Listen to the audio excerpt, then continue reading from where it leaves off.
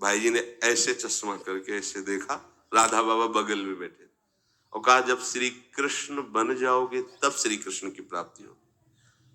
जगने पर, बहुत विचार करने पर फिर यह कि श्री कृष्ण बन जाओगे, भाई जी का तात्पर्य क्या था?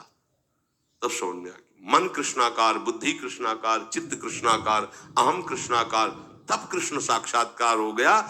नित्य युक्तस्य योगिनः तस्याम सुलभा पार्थ नित्य युक्तस्य योगिनः।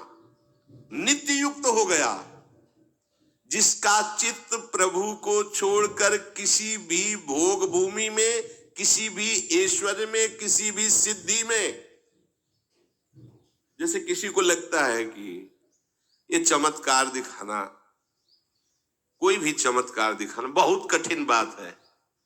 अगर भगवत दर्शन का लक्ष्य ना हो, भगवत प्राप्ति का लक्ष्य ना हो, तो कोई भी चमत्कार ऐसे करने में है कोई बहुत बड़ी बात मत समझ।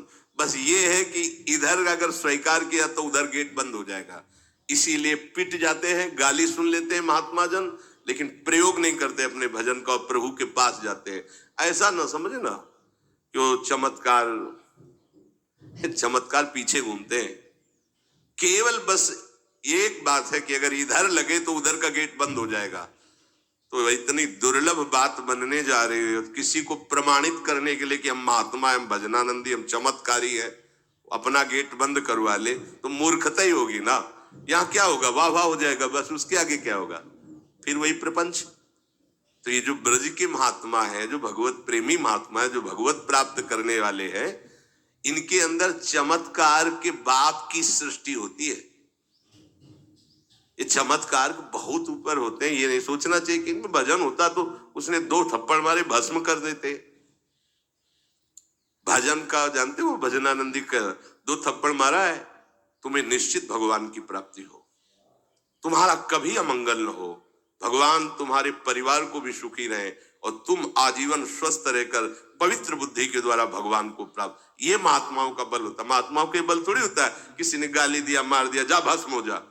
ये भस्मासुर थोड़ी होते महात्मा है, भाई भस्म कर दिया, नष्ट नहीं। साधुते हो न कारज, तब भगवान उनके अधीन होते हैं। ये चमत्कार ये न सोचो कि भजन करते होते तो फिर चमत्कार, या ये गाड़ी घोड़ा रुपया पैसा चमत्कार, ये पापियों के पास भी है। ये तो प्रारब्ध का खेल है, प्रारब्ध बदला, ऐसे से ऐसे हो गया, इनका कोई महत्व नहीं है। महत्व है नित्य युक्तस्य योगिनः।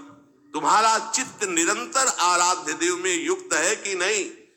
किसी भी ऐश्वर्य, किसी भी भूमि, किसी भी पद का कोई भी संबंध, आश्रय, चिंतन नहीं। ये हुआ आनंद चेता।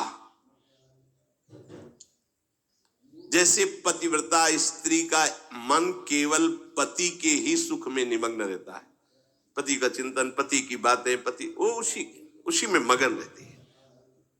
पति के सिवाय उसके मन में अन्य किसी पुरुष का राग पूर्वक चिंतन कभी होता ही नहीं। जैसे शिष्य का गुरु के सिवाय कहीं चिंतन नहीं होता, पतिव्रता पत्नी का मन, प्राण, तन सब पति के ही सेवा में, चिंतन में, मनन में। जैसे शिष्य का गुरु के ही तन, उनकी सेवा में मन, उनके आज्ञा के पालन करने में एक एक चेष्टा गुरु की प्रसन्नता के लिए, कोई दूसरा इष्ट शिष्य का होता ही नहीं है। शिष्य का कोई दूसरा इष्ट नहीं होता। ऐसे शिष्य को अपने गुरुदेव में ही भगवान का साक्षात्कार हो जाता है।